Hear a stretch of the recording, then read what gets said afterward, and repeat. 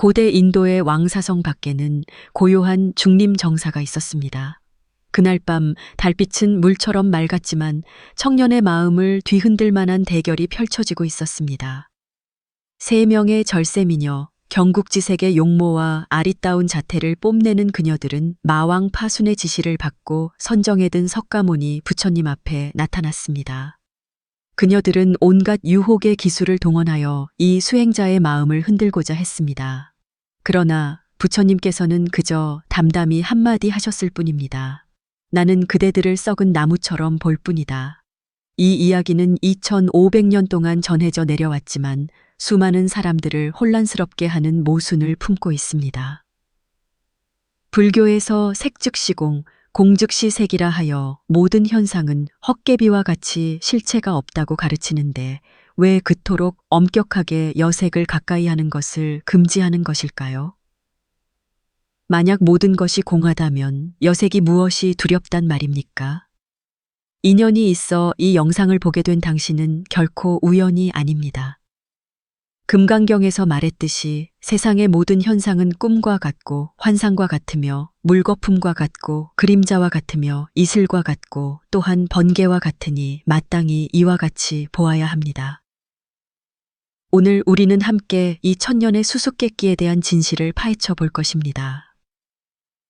댓글에 나무 아미타불을 남겨 스스로를 위한 복덕을 쌓고 더 많은 인연 있는 분들이 이 귀한 지혜를 볼 수 있도록 해주세요. 이것은 단순히 철학적인 문제가 아니라 인성의 족쇄를 푸는 열쇠입니다. 오늘 우리는 부처님의 내면 세계로 깊이 들어가 여색 뒤에 숨겨진 궁극적인 비밀과 그것이 어떻게 수행의 길에서 가장 큰 시험이 되는지를 탐구할 것입니다. 준비되셨나요? 함께 이 봉인된 진실 속으로 들어가 봅시다. 이 천년의 모순을 이해하기 위해서는 먼저 색즉시공이라는 말이 잘못 이해되고 있는 베일을 벗겨내야 합니다.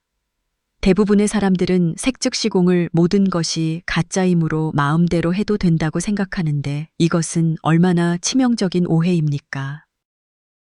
마치 어떤 사람이 돈을 똥과 같다고 듣고 정말로 지폐를 화장실 휴지처럼 사용하는 것과 같이 어리석은 일입니다. 제가 여러분에게 색즉시공의 진정한 오묘함을 알려드리겠습니다. 산스크리트어에서 색, 즉 루파는 형상과 모양이 있는 모든 물질적 현상을 가리킵니다. 단지 아름다운 여인뿐만 아니라 산과 대지, 해와 달과 별, 당신과 나의 육신, 그리고 모든 감각으로 인지할 수 있는 존재를 포함합니다. 그리고 공, 즉 수냐타는 허무나 아무것도 없다는 뜻이 아니라 이러한 현상들이 독립적이고 불변하는 본질이 없음을 의미합니다. 상상해 보십시오. 당신이 한 송이 장미꽃을 봅니다. 그것은 아름답고 향기로우며 탐스럽습니다. 하지만 부처님께서는 그것이 공하다고 말씀하십니다. 왜일까요? 왜냐하면 그 꽃의 존재는 수많은 조건, 즉 흙, 햇빛, 수분, 씨앗, 시간에 의존하기 때문입니다. 어느 한 조건이라도 없다면 이 꽃은 존재할 수 없습니다. 그것은 독립적이고 영원 불변하는 꽃의 형상을 가지고 있지 않습니다. 이것이 바로 영이성공의 지혜입니다. 모든 현상은 인연이 모여 생겨나고 인연이 흩어지면 사라지며 그 자체로 고정불변하는 실체가 없습니다. 하지만 여기에 놀라운 반전이 있습니다. 바로 색이 공하기 때문에 색법의 힘은 더욱 무서운 것입니다. 왜냐고요? 우리의 마음이 본래 허환한 이러한 현상들에 단단히 붙잡혀 있기 때문입니다. 마치 거울 속의 꽃, 물 속의 달에 미혹되는 것과 같습니다. 허환할수록 더욱 사람을 그 속에 빠져들게 하여 헤어나올 수 없게 만듭니다. 부처님께서는 능검경에서 충격적인 비유를 드셨습니다. 마치 한 사람이 꿈속에서 호랑이에게 쫓기는 것과 같습니다. 비록 호랑이는 가짜일지라도 공포는 진짜이고 심장 박동은 진짜이며 땀도 진짜입니다. 꿈에서 깨어난 후에야 모든 것이 허환했음을 알지만 꿈속에 있을 때는 그 공포가 사람의 목숨을 앗아갈 만큼 강력합니다. 이것이 바로 색즉시공의 첫 번째 비밀 해석입니다. 현상이 존재하지 않는다는 말이 아니라 현상에 대한 우리의 집착이 문제의 근원이라는 것입니다. 여색 또한 마찬가지입니다. 그 자체는 연기 성공이지만 그것에 대한 우리의 탐욕, 집착, 미련은 실제하는 속박과 고통을 낳습니다. 더 깊은 차원의 비밀은 부처님께서 놀라운 진실 하나를 발견하셨다는 것입니다. 사람을 미혹시키는 모든 현상 중에서 여색이 남성 수행자에게 미치는 유혹이 가장 강력하다는 것입니다. 그것은 순식간에 수년간의 수행 성과를 파괴할 수 있습니다. 왜 그럴까요? 그 배후에는 인류 의식 깊은 곳에 있는 거대한 비밀이 숨겨져 있습니다. 이제 여색이라는 단어 뒤에 숨겨진 궁극적인 비밀을 밝혀봅시다. 먼저, 여러분은 불교에서 말하는 여색이 결코 여성에 대한 차별이나 비하가 아니라는 점을 이해해야 합니다. 이것은 심각하게 오해받고 있는 개념입니다. 부처님의 가르침에서 여색은 사실 하나의 상징입니다. 그것은 수행의 길에서 가장 정교하고 가장 알아차리기 힘든 심리적 함정을 대표합니다. 제가 여러분에게 잘 알려지지 않은 이야기를 하나 들려드리겠습니다. 고대 인도에 난타라는 왕자가 있었습니다. 그는 부처님의 사촌 동생이자 당시 공인된 미남이었습니다. 그에게는 순탈이라는 절세미인의 아내가 있었습니다. 두 사람은 사랑이 깊었지만 부처님께서는 난타의 성은이 매우 두텁다는 것을 아시고 신통력으로 그를 천상계로 데려가 처녀들의 아름다움을 보게 하셨습니다. 처녀의 아름다움에 난타는 순간 자신의 아내가 원숭이처럼 추하게 느껴졌습니다. 그는 천상에 태어나 처녀의 아름다움을 누릴 수 있는 수행에 미친 듯이 매달리기 시작했습니다. 하지만 부처님께서는 그를 다시 지옥으로 데려가 미색을 탐한 과보를 보여주셨습니다. 마침내 난타는 여색의 본질을 진정으로 깨닫게 되었습니다. 이 이야기는 무엇을 드러낼까요? 여사액은 불교에서 세 가지 깊은 의미를 가집니다. 첫 번째, 생리적 차원의 욕망입니다. 이것은 가장 표면적이고 이해하기 쉬운 것입니다. 부처님께서는 이성에 대한 생리적 갈망이 인간의 가장 원초적이고 강렬한 충동 중 하나임을 발견하셨습니다. 그것은 순간적으로 내면의 탐욕의 불길을 지펴 이성과 깨어있는 마음을 잃게 만듭니다. 두 번째, 심리적 차원의 집착입니다. 이것은 더욱 미묘합니다. 여색은 우리 마음속 아름다운 것에 대한 집착과 소유욕을 대표합니다. 단지 여성에 대한 탐욕뿐만 아니라 아름다움, 쾌락, 만족감에 대한 끝없는 추구를 포함합니다. 이러한 심리적 패턴은 삶의 모든 구석으로 확장됩니다. 세 번째, 영적 차원의 미혹입니다. 이것이 가장 깊은 의미입니다. 불교의 우주관에서 여색은 무명의 힘을 상징합니다. 그것은 우리를 윤회에 빠져들게 하고 본성을 잊게 만드는 근본적인 힘을 대표합니다. 여기에 충격적인 발견이 있습니다. 부처님께서는 깊은 선정을 통해 관찰하신 결과 중생이 육도에서 끊임없이 윤회하는 가장 근본적인 동력이 바로 애욕이라는 것을 발견하셨습니다. 그리고 모든 애욕 중에서 남녀 간의 정욕이 가장 강렬하고 가장 속박력이 강합니다. 능엄경에는 다음과 같이 기록되어 있습니다. 부처님께서 말씀하시길 네가 나의 마음을 사랑하듯 나는 너의 아름다움을 가엾게 여기니 이것이 바로 인연이 되어 백청업 동안 항상 속박 속에 있게 되리라. 이 구절은 놀라운 진실을 말해줍니다. 바로 서로 간의 애정과 집착 때문에 중생들이 윤회 속에서 서로 얽히고 설켜 세세생생 해탈하지 못한다는 것입니다. 하지만 여기에 더 깊은 비밀이 있습니다. 부처님께서는 우리에게 여성을 증오하거나 정상적인 감정을 부정하라고 하신 것이 아닙니다. 그분께서 진정으로 알려주고자 하신 것은 우리가 여색의 본질을 꿰뚫어 보아 그것에 미혹되지 않을 때 비로소 해탈의 열쇠를 쥐게 된다는 것입니다. 만약 가장 강렬한 유혹조차 우리의 마음을 흔들 수 없다면 세상에 또 무엇이 우리를 속박할 수 있겠습니까? 이것이 바로 부처님께서 출가 대중에게 부름계를 엄격히 지키도록 요구하신 진정한 이유입니다. 이것은 억압이 아니라 초월이며 가장 깊은 속박으로부터 자유를 얻는 수행 방법입니다. 하지만 이야기는 아직 끝나지 않았습니다. 우리를 기다리는 더욱 충격적인 진실이 있습니다. 이제 제가 여러분을 위해 이 천년의 수수께끼의 마지막 베일을 벗겨드리겠습니다. 히말라야 산의 어느 은밀한 동굴에서 30년간 고행한 수행자가 있었습니다. 그는 자신이 모든 욕망을 끊었다고 생각했습니다. 그러던 어느 날 한 아름다운 여인이 길을 잃고 그의 동굴 앞에 와서 도움을 청했습니다. 단지 그녀를 한번 쳐다본 것만으로 이 수행자의 30년 선정력은 순식간에 무너져 내렸고 내면은 화산처럼 폭발하며 뜨거운 욕망의 불길이 타올랐습니다. 이 이야기는 전설이 아니라 부처님께서 직접 목격하신 현실입니다. 이를 통해 그분께서는 충격적인 진실 하나를 발견하셨습니다. 인간의 의식 속에는 가장 원초적이고 가장 강력한 힘이 있어 그것이 순식간에 모든 수행의 성과를 파괴할 수 있다는 것입니다. 이것이 바로 음욕의 본질적인 힘입니다. 부처님께서는 42장경에서 말씀하셨습니다. 음욕의 마음을 제거하지 않으면 번뇌의 티끌에서 벗어날 수 없다. 이 말씀은 수행의 핵심 비밀을 드러냅니다. 하지만 왜 음욕은 이토록 강력한 파괴력을 가질까요? 답은 우리 의식의 가장 깊은 곳에 숨어 있습니다. 부처님께서는 깊은 선정을 통해 음욕이 단순히 신체의 충동이 아니라 심식 속 가장 강력한 나라는 아집의 표현임을 발견하셨습니다. 한 사람이 이성에게 끌릴 때 실제로는 아집이 작용하는 것입니다. 내가 그것을 얻고 싶다. 내가 그것을 소유하고 싶다. 내가 그것과 결합하고 싶다.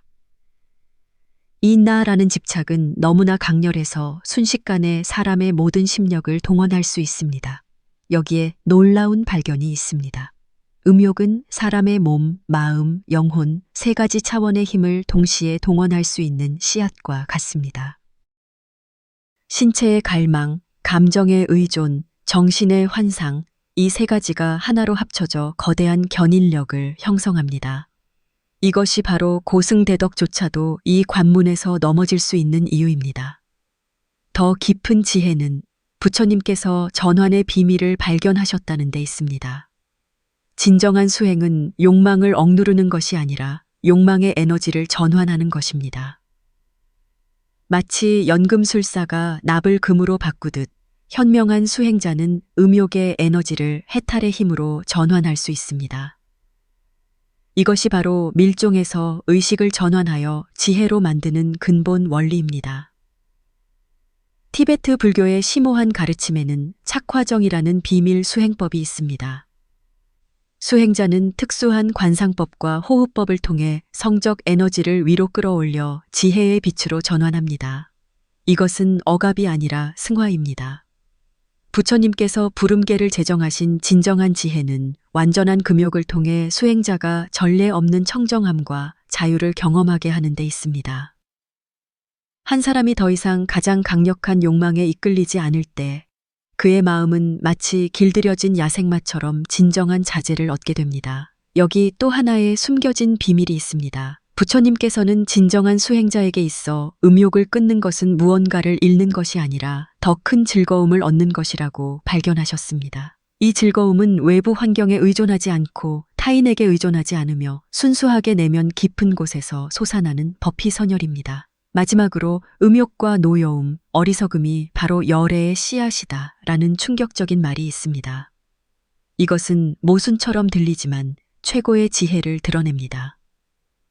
우리가 음욕의 본질을 완전히 꿰뚫어 보아 그것에 미혹되지 않을 때 이 가장 강력한 힘은 오히려 우리가 부처가 되는 데 도움이 되는 자원이 됩니다. 이는 마치 독사의 독액과 같습니다. 보통 사람의 손에서는 치명적이지만 의사의 손에서는 생명을 구하는 약이 될 수 있습니다. 음욕은 범부에게는 속박이지만 깨달은 자에게는 해탈의 연료입니다. 이제 이해하셨나요? 색즉 시공과 여색을 엄금하는 것 사이에는 모순이 없습니다. 그것들은 같은 진리의 두 가지 측면입니다. 바로 색의 공한 본질을 꿰뚫어 보았기에 색에 집착하는 것의 위험성을 더욱 명확히 아는 것입니다. 하지만 이 고대의 지혜를 어떻게 우리 현대인의 삶에 적용할 수 있을까요? 이제 이 심오한 불교의 지혜를 당신이 즉시 실천할 수 있는 생활 지침으로 전환해 봅시다. 먼저 중요한 오해 하나를 바로잡아야 합니다. 부처님의 가르침은 모든 사람이 출가하여 스님이 되라는 것이 아닙니다. 제가 수행자에게 중요한 것은 정욕을 완전히 끊는 것이 아니라 올바른 관계관과 욕망관을 세우는 것입니다. 첫 번째 실용적인 방법, 공관 수행입니다. 당신이 이성의 아름다움이나 어떤 외적인 유혹에 끌릴 때마다 즉시 이 수행을 하십시오. 눈을 감고 심호흡을 3번 한 다음 마음속으로 되뇌십시오. 나를 끄는 이 형상은 무수한 인연이 조합되어 만들어진 것이며 고정불변하는 실체가 없다. 마치 하늘의 구름처럼 아름답지만 순식간에 사라진다.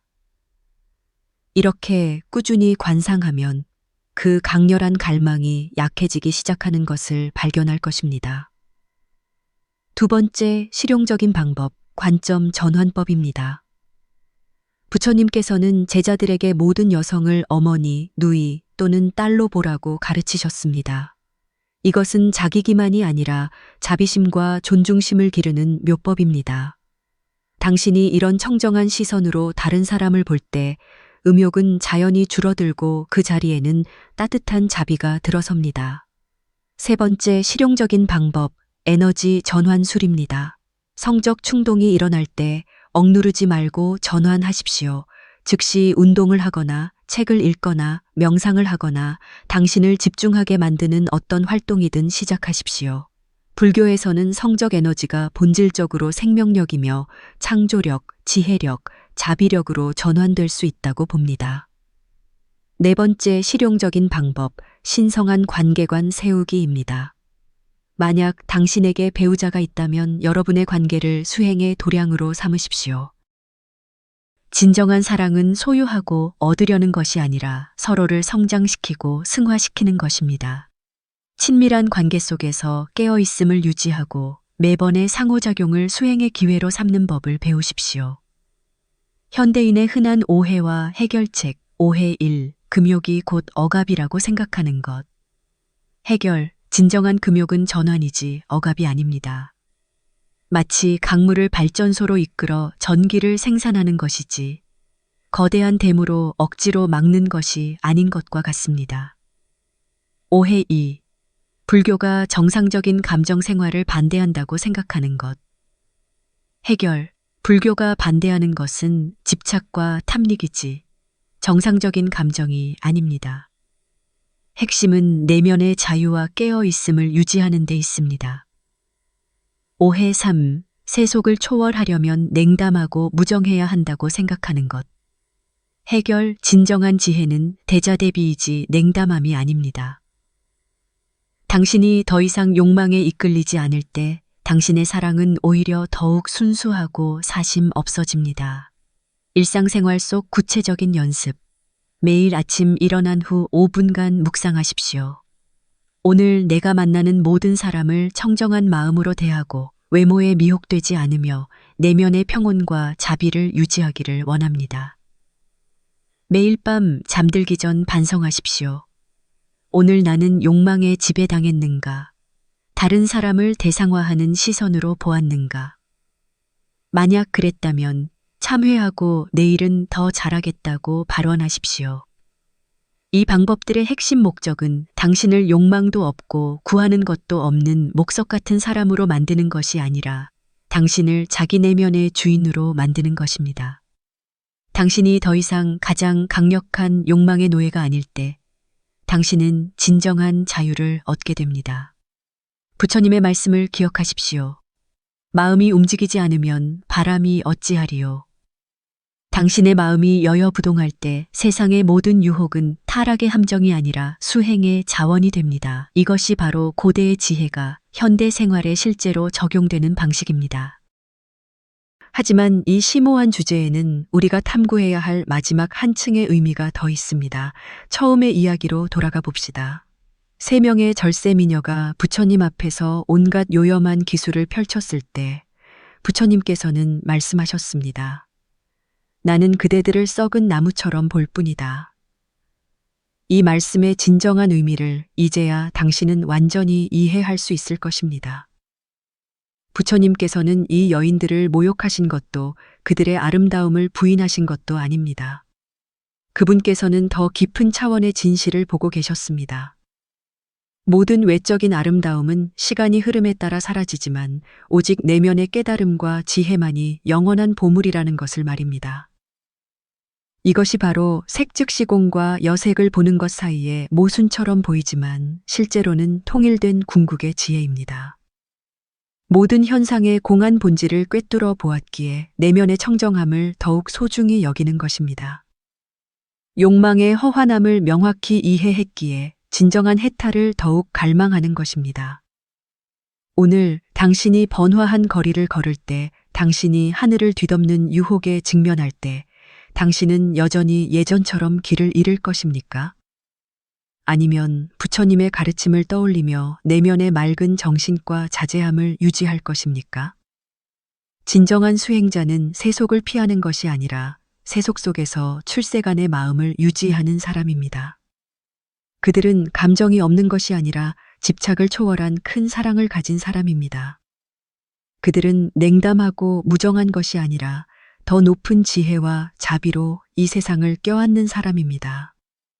이 말을 기억하십시오. 당신이 더 이상 욕망의 노예가 아닐 때 당신은 비로소 사랑할 자유를 진정으로 얻게 됩니다. 이 천년의 수수께끼에 대한 답은 사실 줄곧 당신의 마음속에 있었습니다. 부처님께서는 단지 당신을 위해 본래 존재했던 그 밝은 등불을 켜주셨을 뿐입니다.